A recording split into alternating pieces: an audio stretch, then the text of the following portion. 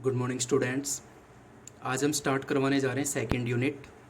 तो second unit का जैसे कि हम मानते हैं कि फर्स्ट चैप्टर काइनेमेटिक्स आता है, motion in A one dimension वगैरह समथिंग, लेकिन उससे पहले मैं एक इम्पोर्टेंट चैप्टर करवाने जा रहा हूँ आपको, क्योंकि ये पहले करवाना बहुत ज़्यादा ज़रूरी है। आगे बहुत ज़्यादा हर एक टॉपिक में ये यूज होने वाला है। तो पहले हम वेक्टर अलजेब्रा करेंगे, ठीक है। तो वेक्टर अलजेब्रा को करने से पहले बेसिक बातें मैं आपको बता देना चाहता हूँ। इसमें पहले नंबर पे आता है हमारा scalar. What is scalar quantity? आप लोगों को मालूम है कि स्केलर क्वांटिटी क्या होती है? Those quantity which have magnitude only. Magnitude का मतलब क्या होता है? सिर्फ जो एक न्यूमेरिकल वैल्यू होती है, जो मेजरेबल वैल्यू जो होती है, जिनको मेजर किया जा सकता है, ठीक है, वो होता है सिर्फ स्केलर में। कोई डायरेक्शन नहीं होती, कोई पर्टिकुलर स्पेसिफिक डायरेक्शन नहीं होती। एग्जाम्पल के तौर पे जैसे हम स्केलर का एग्जाम्पल लेते हैं, जैसे मास हो गया।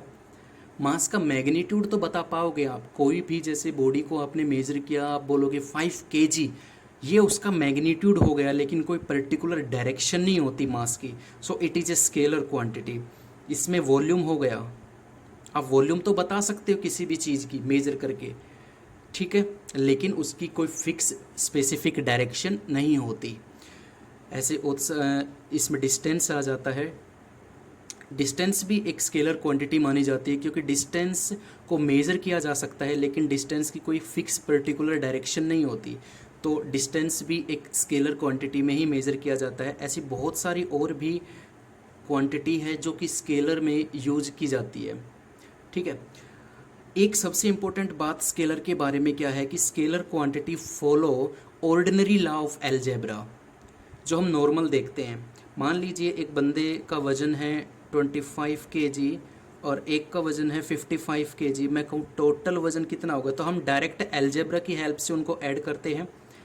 ये हम इतना बता देते हैं। तो डायरेक्ट 2+3 = 5, 4+6 = 24, 5 × 6 = 30। जो डायरेक्ट कैलकुलेशन होती है, ये सभी क्या होती हैं? Ordinary law of algebra. तो स्केलर के अंदर हम इसी लॉ को फॉलो करते हैं। अब बात आती है वेक्टर की, जो सबसे इम्पोर्टेंट है हमारा आज का टॉपिक, जिस पूरा वेक्टर अलजेब्रा चैप्टर का नाम ही है। तो वेक्टर की डेफिनेशन जो हमने अब तक पढ़ी है नॉर्मली 9th क्लास में, वेक्टर वो क्वांटिटी होती है जिसका magnitude as well as direction दोनों होती है। Those quantity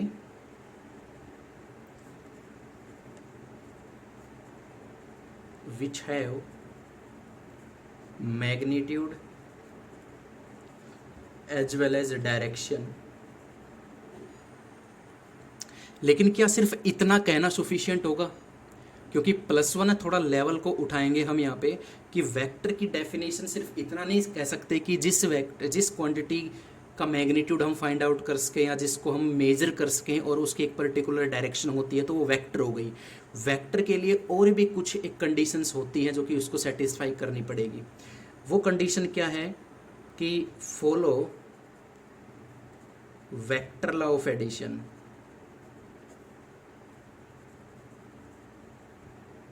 follow vector law of addition. अब ये वेक्टर लॉ ऑफ एडिशन क्या है? अब कोई भी दो क्वांटिटी है, जैसे मैं बोलूँ वेलोसिटी और एक्सेलरेशन, या वेलोसिटी को ऐड करना है, दो एक्सेलरेशन को ऐड करना है, तो उसमें हम ये वाली लॉ अप्लाई नहीं कर सकते। सिंपल मेथड से हम उनको ऐड नहीं कर सकते। हमें उनको ऐड करने के लिए वेक्टर की हेल्प लेनी पड़ेगी, यानी वेक्टर लॉज की हेल्प लेनी पड़ेगी।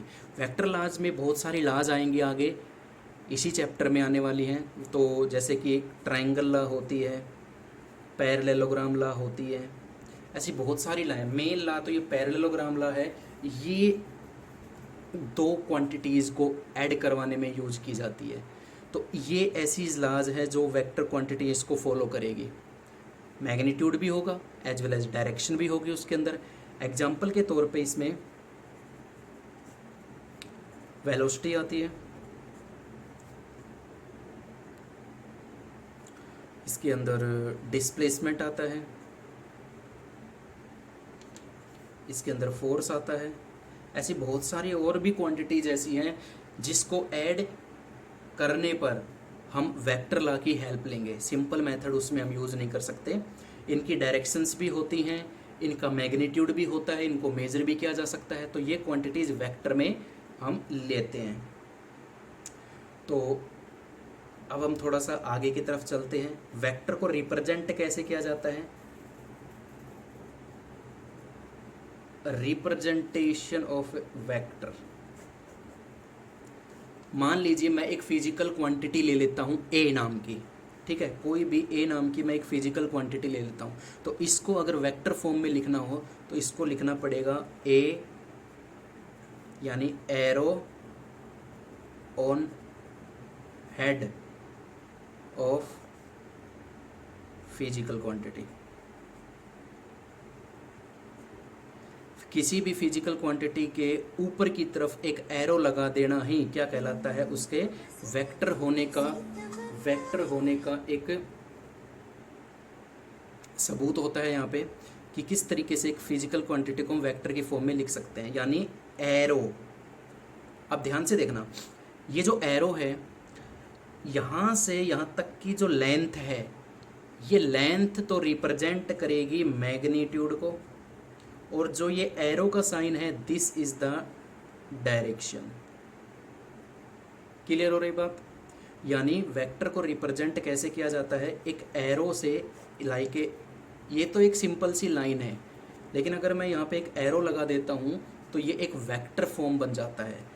ये जो लेंथ है, दिस लेंथ मैग्नीट्यूड को रिप्रेजेंट करेगी, और arrow give the direction of any physical quantity. और उसको रिप्रेजेंट करने का तरीका होता है किसी भी फिजिकल क्वांटिटी के ऊपर ऐसे एरो से रिप्रेजेंट किया जाए। क्लियर हो रही है बातें? चलिए अब हम देखेंगे, देखिए अब हम टाइप्स ऑफ एरर को करते हैं। टाइप्स ऑफ एरर में पहला एरर आता है हमारा पैरेलल वेक्टर। पैरेलल वेक्टर कौन सा होता है? देखो नाम से ही मालूम चल रहा है, इसमें सिर्फ एक ही कंडीशन लागू होगी, और वो कंडीशन यहाँ पे कौन सी है? When theta is equal to 0 degree, यानी जब दो वेक्टर के बीच में एंगल कितना हो? 0 डिग्री का बनता है। मतलब मैग्नीट्यूड इक्वल हो या इक्वल ना हो, इस पर कोई फ़र्क नहीं पड़ता, बट दोनों के बीच में एंगल 0 होना चाहिए। जैसे कि एक वेक्टर ये लिया मैंने, एक वेक्टर ये लिया, that is A vector and here is B vector.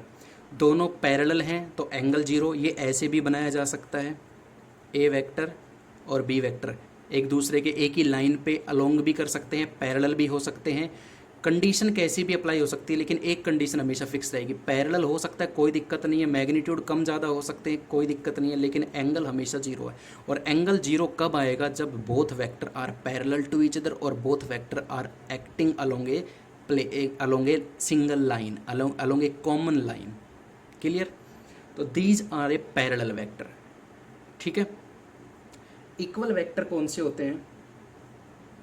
जो मैग्नीट्यूड जिनका इक्वल होता है, जो equal in magnitude and direction is same, जिनका मैग्नीट्यूड भी क्या होता है? इक्वल होता है, और जिनकी डायरेक्शन भी क्या होती है? सेम होती है।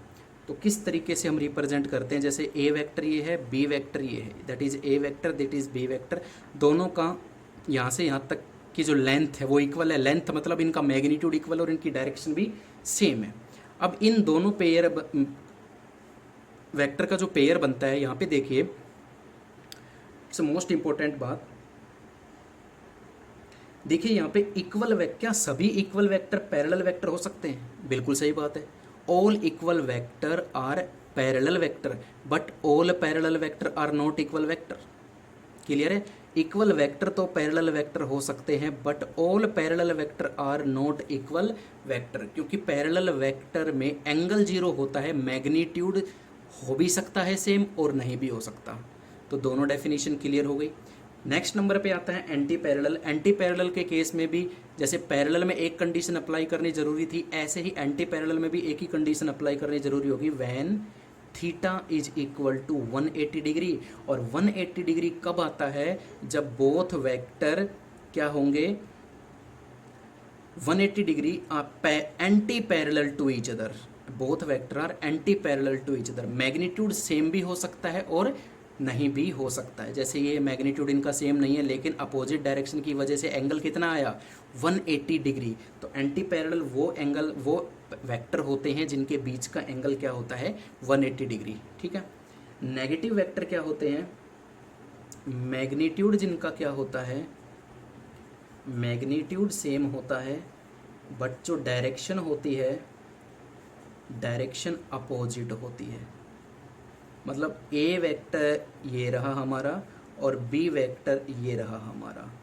अब यहाँ पे मैंने क्या किया कि दोनों का मैग्नीट्यूड यहाँ पे सेम है बट अपोजिट डायरेक्शन में है, तो मैं इसको ऐसे भी लिख सकता हूँ माइनस ऑफ एंगल ए। इसको बी लिखने की ज़रूरत नहीं है, याद रखना हमेशा। ठीक है। अब आता है जीरो वेक्टर, मोस्ट इम्पोर्टेंट, बहुत इम्पोर्टेंट है ये जीरो वेक्टर। क्या होता है? तो देखिए, जीरो वेक्टर करते हैं। जीरो वेक्टर होता है जिनका मैग्नीट्यूड क्या होता है? जीरो। जिनका मैग्नीट्यूड क्या होता है? जीरो मैग्नीट्यूड होता है। जैसे ए वेक्टर और ए वेक्टर, ये मैंने ले लिया, ए और ए वेक्टर दोनों की मल्टीप्लाई कर दी। इसका मतलब क्या है कि इसका इनिशियल और एंडिंग पॉइंट, इनिशियल पॉइंट मतलब स्टार्टिंग पॉइंट और एंडिंग पॉइंट क्या है? कोइंसाइड कर रहे हैं, एक दूसरे के ओवरलैप कर रहे हैं। ओवरलैप कर रहे हैं तो कोई लेंथ ही नहीं बनेगी, ठीक है ना? तो वहाँ पर मैग्नीट्यूड क्या होगा उस क्वांटिटी का? जीरो। यानी starting point and ending point are coincide with each other. एक दूसरे को कोइंसाइड कर जाए, एक दूसरे को कोइंसाइड का मतलब ओवरलैप कर जाए, तो उनका मैग्नीट्यूड क्या होता है? जीरो। बात आती है डायरेक्शन की। इसकी डायरेक्शन होती है आर्बिट्ररी। आर्बिट्ररी का मतलब होता है आप जो मर्जी मान लो, कोई फिक्स डायरेक्शन इसकी नहीं होती। जो मर्जी डायरेक्शन जब होती नहीं तो आप कोई भी डायरेक्शन इसको एज्यूम कर सकते हो। ठीक हो? एज योर चॉइस, यहाँ पे मैंने लिख भी दिया, एज योर चॉइस। आप कोई भी डायरेक्शन ले सकते हो, इसकी डायरेक्शन आर्बिट्रेरी होती है और मैग्नीट्यूड इसका क्या होता है? जीरो होता है। अब जैसे मैं एक एग्जांपल लेता हूँ, जैसे मैंने ली यूनिफॉर्म मोशन लिया मैंने। अब आपको मालूम होना चाहिए यूनिफॉर्म मोशन में वेलोसिटी क्या होती है? सेम स्पीड से बॉडी ट्रेवल कर रही होती है, यानी वेलोसिटी कांस्टेंट होती है, और उसी समय एक्सेलरेशन क्या हो जाता है? जीरो। तो इसको रिप्रेजेंट करने का एक तरीका होता है, हम वेक्टर की हेल्प लेंगे इसको रिप्रेजेंट करने के लिए, और इसी को बोलेंगे null vector. It's a null vector और ए जीरो वेक्टर, जिसकी वैल्यू क्या है? जीरो। ठीक है, जिसका मैग्नीट्यूड क्या है? जीरो। ये तो क्लियर हो गया होगा, 9th क्लास में आता है। यूनिफॉर्म मोशन क्या होता है? जिसमें वेलोसिटी कांस्टेंट होती है, यानी सेम स्पीड से बॉडी चल रही होती है, और जब वेलोसिटी कांस्टेंट होती है तो एक्सेलरेशन जीरो आता है। तो उसी चीज़ को रिप्रेजेंट करने के लिए हम जीरो वेक्टर या नल वेक्टर की हेल्प लेते हैं। तो आई होप क्लियर हो गए होंगे ये पांचों टाइप। अब हम आगे चलते हैं हमारे अगले। अब आता है अनइक्वल वेक्टर। अनइक्वल वेक्टर वो वेक्टर होते हैं जिसमें डायरेक्शन डिफरेंट हो सकती है, डायरेक्शन डिफरेंट हो सकती है, मैग्नीट्यूड भी डिफरेंट हो सकता है, और कहूँ तो both of them are different. Both of them are different, कुछ भी कह सकते हो। डायरेक्शन भी अलग हो सकती है, मैग्नीट्यूड भी अलग हो सकता है, या दोनों चीज़ें डिफरेंट हो सकती हैं। जैसे कि मैं ये कहूँ, इसमें देखिए डायरेक्शन सेम है बट मैग्नीट्यूड डिफरेंट है। यहाँ मैग्नीट्यूड यानी इन दोनों की लेंथ सेम है, यानी मैग्नीट्यूड सेम है बट डायरेक्शन अलग है। और यहाँ पे देखिए डायरेक्शन अलग है और मैग्नीट्यूड भी अलग अलग है, तो कुछ भी कह सकते हैं, उनको हम अनइक्वल वेक्टर्स ही मानते हैं। को लीनियर बहुत ही ईजी है। को मतलब कॉमन, लीनियर मतलब एक सिंगल लाइन, जो एक ही लाइन के अलोंग एक्ट करते हो, यानी एक्टिंग अलोंग पैरेलल लाइन और एक्टिंग अलोंग सेम लाइन, जो एक दूसरे के ऊपर आए या पैरेलल आए वो सारे के सारे क्या होते हैं, को लीनियर वेक्टर। को प्लेनर, को मतलब कॉमन, प्लेनर मतलब एक ही प्लेन में, which lies in same plane. अब प्लेन का मतलब होता है जैसे एक्स वाई प्लेन हो गया, वाई जेड प्लेन हो गया, जेड एक्स प्लेन हो गया। अब जितने भी मैं वेक्टर बना रहा हूँ ये मैंने रख दिया यहाँ पे, ठीक है, और एक पेन यहाँ पे रख दूँ, तो ये दोनों ही वेक्टर क्या है, इस प्लेन ऑफ पेपर में आ रहे हैं। मेरा जो हाथ है ये प्लेन ऑफ पेपर में है, ठीक है। अगर मैं इसको ऐसे कर देता हूँ, ऐसे अपवर्ड डायरेक्शन में, ठीक है, ऊपर की तरफ, तो ये नॉन कोप्लेनर हो जाएगा। लेकिन जब मैं इसको प्लेन में रख देता हूँ और इसके अपोजिट में और सारे पेन रख देता हूँ, कहीं भी कैसे भी किसी भी डायरेक्शन में, लेकिन इस प्लेन ऑफ पेपर में जिनको भी मैं रखूँगा वो सारे के सारे कोप्लेनर कहलाएंगे, यानी which lie in the same plane. Non coplanar इसका बिल्कुल opposite, which do not lie in same plane, ठीक है। जैसे मान लीजिए वाई एक्सिस है, ये एक्स एक्सिस है और ये जेड एक्सिस है, और यहाँ पर एक वेक्टर है, एक वेक्टर यहाँ है, तो ये दोनों आपस में क्या है, नॉन कोप्लेनर है, क्योंकि दोनों का प्लेन अलग अलग हो गया। ये जो वेक्टर रखा है ये मैंने एक्स और जेड प्लेन में रखा है, ये जो वेक्टर है ये एक्स और वाई प्लेन में है, तो ये होते हैं नॉन कोप्लेनर वेक्टर्स। अब आता है ऑर्थोगोनल वेक्टर, बड़ा इजी, सबसे इजी यही होता है, वहन एक ही कंडीशन अप्लाई होगी, वहन theta is 90 degree between vector, given vector. जब दो वेक्टर के बीच का एंगल क्या हो जाए 90 डिग्री, तो उनको हम कहेंगे ऑर्थोगोनल वेक्टर्स। तो ये सिंपल डेफिनेशंस आ रही है इनकी। अब आते हैं दो इम्पोर्टेंट वेक्टर्स जो कि आगे आपके न्यूमेरिकल में भी काम आएंगे और थ्योरी में भी काम आएंगे। तो यूनिट वेक्टर को करने से पहले मॉडुलस ऑफ वेक्टर को समझना ईजी है, तो इसको समझाने के लिए मैं एक एग्जांपल लेता हूँ यहाँ पे। जैसे मैंने ले लिया, let F vector is equal to 10 newton east. तो अगर मैं मॉडुलस फाइंड आउट करना चाहूँ इस फोर्स वेक्टर का, तो डायरेक्शन को हटा दीजिए, यूनिट को हटा दीजिए, ये जो न्यूमेरिकल वैल्यू बची है ना, ये जो नंबर बचा है, इसी नंबर को बोलते हैं modulus. This is the modulus of vector. समझ रहे हो? अगर मैं यहाँ पे माइनस लगा देता हूँ तो वो माइनस नहीं लिया जाएगा, ओनली ये नंबर लिया जाता है, ठीक है।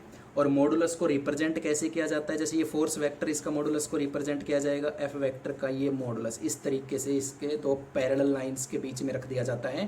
That is the representation of modulus of vector. अब बात आती है यूनिट वेक्टर की, तो यूनिट वेक्टर को समझिए।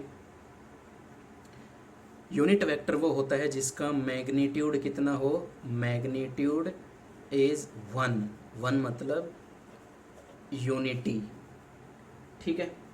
जैसे मैं एक एग्जांपल लेता हूँ, मैंने एक वेलोसिटी लिया, वेलोसिटी इस ये डायरेक्शन हो गई, ईस्ट डायरेक्शन में मैंने एक वेलोसिटी ली 6 मीटर पर सेकेंड। तो मैं इसको 6 पार्ट्स में डिवाइड कर लेता हूँ।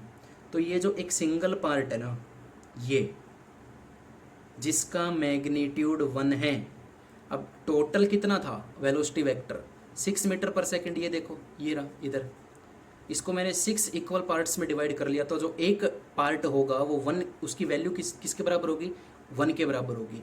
डायरेक्शन सेम है, डायरेक्शन सेम है। तो इसको क्या बोला जाएगा, किसी वेक्टर की डायरेक्शन में, किसी वेक्टर, वेक्टर कौन सा है, वेलोसिटी वेक्टर है ये, तो किसी वेक्टर की डायरेक्शन में ऐसा वेक्टर जिसका मैग्नीट्यूड 1 हो, यानी ये सभी से मिलके बना है ये पूरा, ये डायरेक्शन सेम है बट सबकी वैल्यू क्या है, 1 1 1 1। इन्हीं को बोला जाता है यूनिट वेक्टर। तो यूनिट वेक्टर को रिप्रेजेंट कैसे किया जाता है, वी कैप, इसको बोलते हैं वी कैप या हैट। तो वी कैप इसका फॉर्मूला होता है वी वेक्टर अपॉन में वी का मॉडुलस, ये मॉडुलस जो मैंने ऊपर करवाया था, ठीक है। ये फॉर्मूला होता है यूनिट वेक्टर फाइंड आउट करने का। एक और बच गया आपका, that is axial vector. Axial vector वो होता है जो अलोंग एक्सिस काम करे, जो अलोंग एक्सिस काम करे या अलोंग एक्सिस एक्ट करता है, एक्टिंग अलोंग एक्सिस। जैसे मैंने ये कोई भी एक प्लेन ले लिया, घबराने की ज़रूरत नहीं है। यहाँ पे ये एक मैंने रोटेशनल का फैक्ट मान लीजिए, यहाँ एक ये एक्सिस है, कोई भी एक पार्टिकल है ऐसे मूव कर रहा है, तो जो वेक्टर इस एक्सिस के अलोंग काम करेंगे, जो वेक्टर इस एक्सिस के अलोंग काम करेंगे वो सारे के सारे एक्सियल वेक्टर कहलाते हैं।